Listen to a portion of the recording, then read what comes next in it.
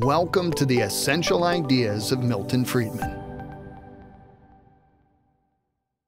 Friedman was keenly interested in how price changes or inflation affected the economy.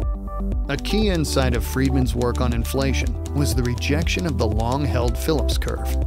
In 1958, economist William Phillips noticed a striking correlation. Times of high inflation coincided with low unemployment, and vice versa. The implication of the Phillips curve is there's a trade-off.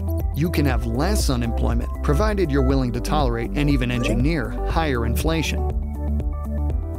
Indeed, the dominant view after Phillips was that there was almost a mechanical relationship between inflation and unemployment.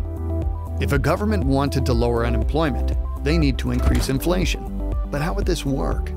If inflation is higher than increases in wages, it means the cost of workers to employers is decreasing. The lower cost of workers means more people will be employed, lowering unemployment. But Friedman observed that expectations played an important role in this process. For example, Anna is negotiating a pay raise with her boss. Anna expects prices to rise by 5% a year, so she will demand at least a 5% increase in her pay to make sure she is not worse off. As Friedman explained, expected inflation could not affect unemployment, since workers would demand an increase in pay or switch jobs to roughly match expected inflation, holding unemployment constant. The key is unexpected inflation.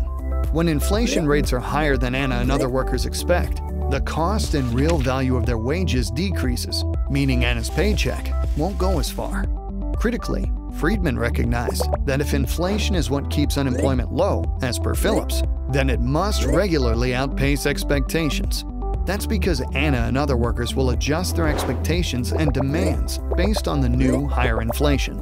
So, as Friedman recognized, inflation would have to be even higher in the future. Friedman predicted that policies that rely on using inflation to control unemployment could not be sustained, and was proven correct in the 1970s and 80s as the economy experienced both high inflation and high unemployment. These insights, coupled with Friedman's work on money, led him to advise that central banks like the Federal Reserve in the US move away from trying to manage unemployment and focus solely on managing inflation.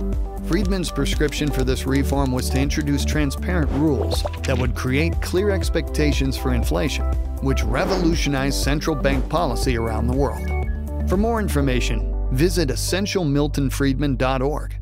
And for information on other essential scholars, visit essentialscholars.org.